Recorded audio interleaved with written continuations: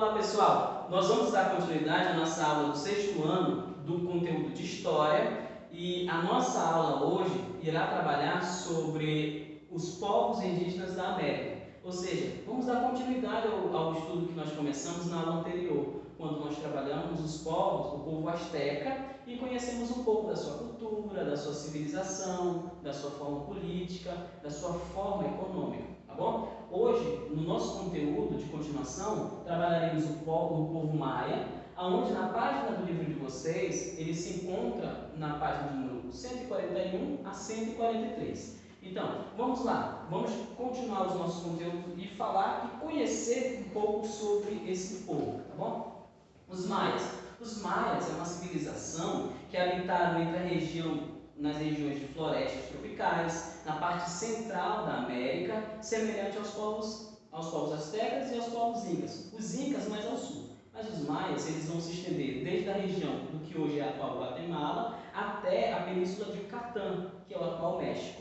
É nessa região que vai se encontrar os povos maias, nessa região central que fica esse povo. Lembrando, o povo maia ele nunca se formou como uma unificação, ou seja, eles nunca se juntaram para formar um império, diferente dos povos astecas. O povo asteca formou um império forte, com um líder e com toda a estrutura de um império considerado um grande império monárquico e estrutural. Já os povos maias, eles não tiveram essa intenção. Eles acabaram se formando em pequenas cidades, o que ficaram conhecidos como as cidades-estados.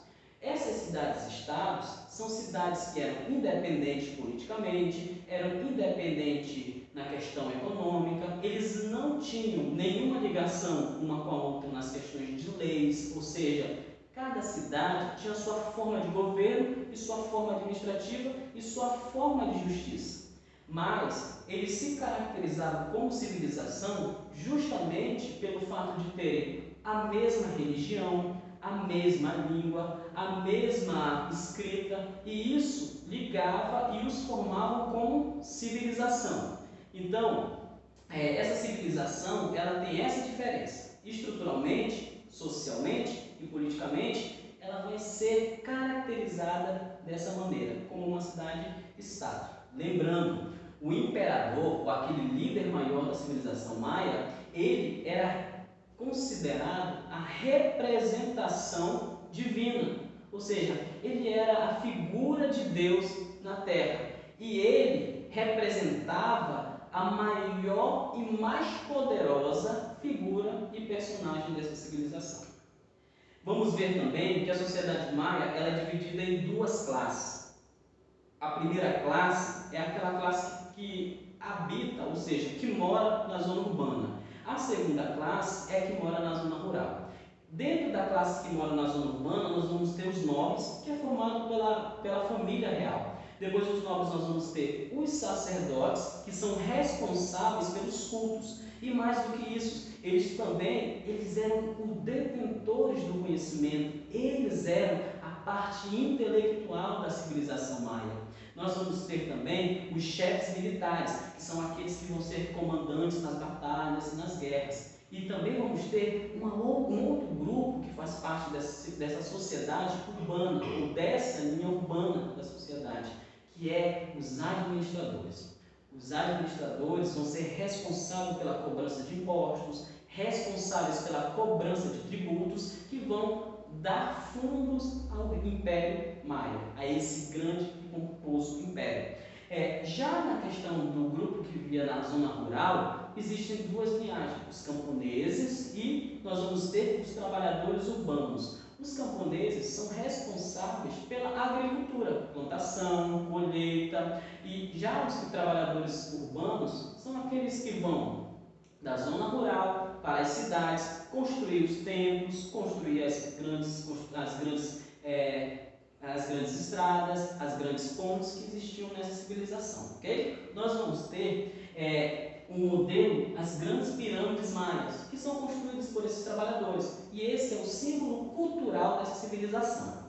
Os maias também, na economia, eles vão ter uma característica semelhante aos astecas e aos incas, que vão ser grupos que vão trabalhar com a economia da agricultura. A diferença se encontra em alguns tipos de produtos que são plantados. Por exemplo, nós vamos ter a agricultura maia, vai ter o milho, vai ter a macaxeira, que são os tubérculos, vai ter a mandioca, vai ter a batata, e dentro dessa forma de plantação é que vai se caracterizar a sua sociedade, tá bom? Eles também praticavam a questão do comércio. O comércio era um mecanismo de entrar em contato com outras civilizações, com outros grupos, e assim dá uma possibilidade do que nós chamamos de encontro cultural, ou seja, é a partir daí que eles começam a fundir para as suas raízes culturais outros conhecimentos, ok?